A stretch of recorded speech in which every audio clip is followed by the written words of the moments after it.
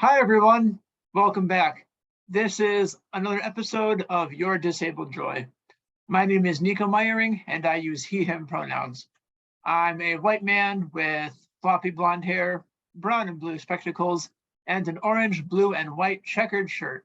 I'm seated indoors against some bookcases and a purple wall in my blurred out background. And like about 20% of the global population, I'm disabled. Disabled people are the world's largest minority, and it's one of the only minority groups that you could join at any time. Non-disabled people might see our lives as tragic, sad, pitiful, but I don't know, guys. I've been disabled a pretty long time now, and I think there's also room for disabled joy. The disability community, however, is quite large. We have as many members as we have opinions, which is why I've asked my friend Charisma here with me today to talk about disabled joy. Charisma, hi, how are you doing? Hi, yeah, it's a pleasure to, be able to share my story. I'm in the early stages of getting comfortable and, being proud to share who I am. I've learned a lot from the community. I still have some work to do in terms of, describing and using the right terms to include everyone with all kinds of disabilities. So that's still a work in progress, but I'm hoping that as I continue to connect more and more, I'll get there. Charisma, I appreciate that. Thank you. Nobody gets it perfect all the time, but we always value progress over perfection or something like that. Tell me, Charisma, can you remember and share with me a joyful memory that you have? It could have to do with your disability or your disability journey, or it could be totally separate, right? Either is valid. Yeah, absolutely. So for me, a joyful moment was definitely, what I felt at the time was a milestone in my life. I had moved into my own apartment. And as exciting as it was, I felt like something was missing. But I really wasn't sure what it was. For me, one of my pastimes has always been watching cat videos on YouTube. It's uplifting. It's hard not to enjoy seeing animals. And I actually ended up stumbling across a video of a particular cat who was affectionate and quirky, and I quickly just became obsessed, to say the least. I found out that she was actually available for adoption in my area, which is pretty unique, being that YouTube is such a huge platform. So, without hesitation, I immediately reached out, made plans to meet her. And I say meet her, but really, I think that deep down, I knew she would be coming home with me that day. So got home with her. Within 30 minutes of her hiding, she emerged, looked at me, meowed, and demanded my attention. And it was in that moment that I realized that moving into my own apartment was a stepping stone. It was my cat's unwavering love and companionship that really turned it into a milestone. It was that moment where I felt that was a place I could call home. The simple moments became heartwarming memories, and together we embarked on a journey with, purrs, playfulness, silent conversations, and unconditional affection.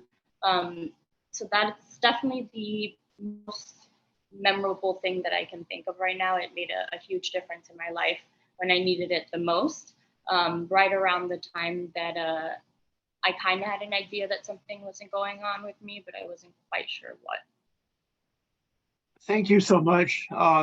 As someone who lives with a cat himself, I know all about having to acclimate cats to new surroundings, and then also, the joys that they can give once they're established members of your family. I've been with my cat since like 2016 now, so she's still going strong. Thank you so much. How has your disability impacted or otherwise intersected with how you pursue your own joys and your own happiness, if that makes sense? Yeah.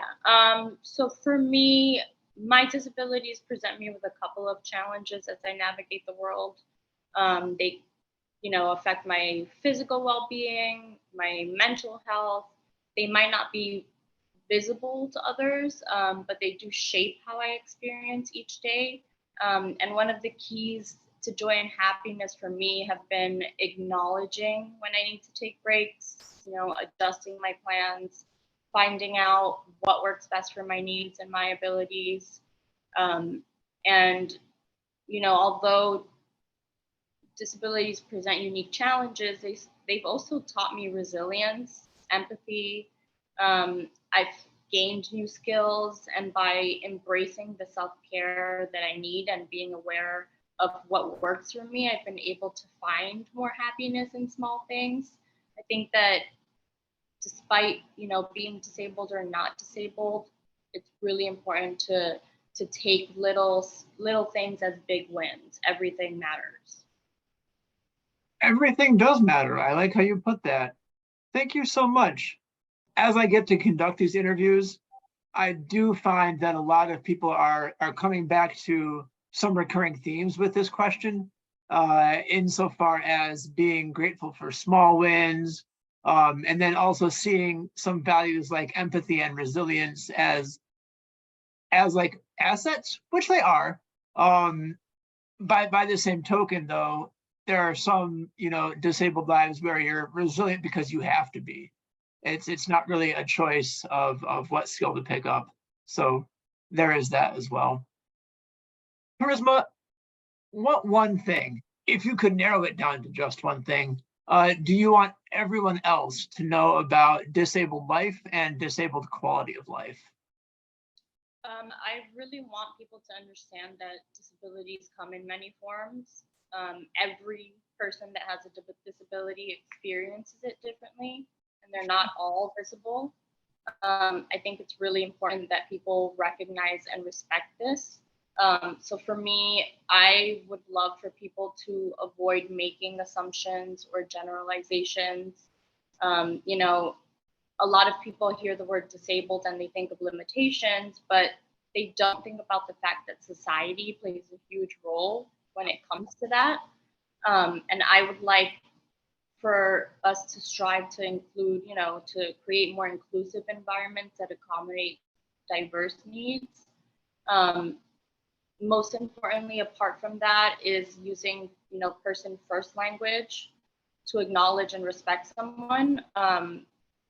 Placing somebody before their disability. We have different preferences, so it's important to use the terminology that someone prefers.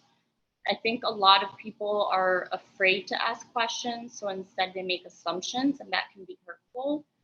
Knowing that somebody has a disability doesn't mean that you have the right to call them disabled. So if you're not sure, just ask.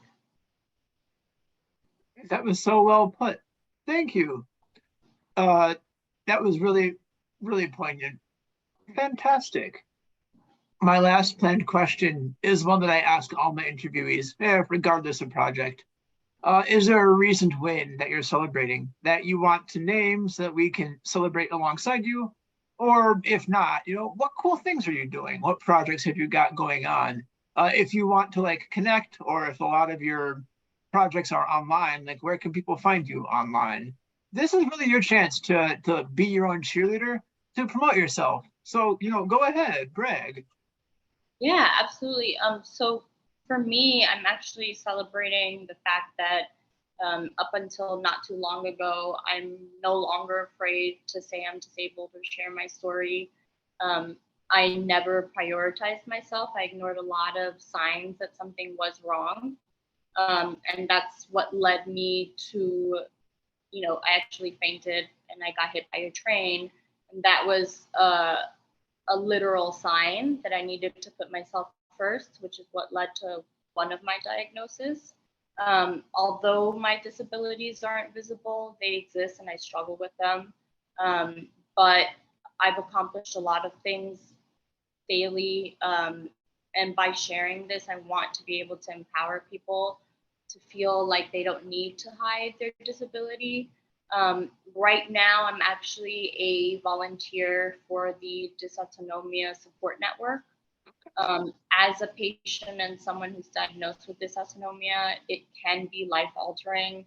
I'm a patient myself, and I take pride in being able to support others that need it. And it really makes me proud to be able to help people know that they're not alone. You can find me on LinkedIn or even contact me on my email. It's charismatovar@dysautonomiasupport.org. That is really the biggest win that I'm celebrating right now. And as I continue to grow within the community, I just fall in love with it more every day. Charisma, thank you. Thank you for practicing and sharing your story with us. We can't wait to see what you do next. That's really fantastic. Thank you for your time. Absolutely. Thank you. Have a great day. And you as well. Audience, tune in next time. And remember, I'm rooting for you.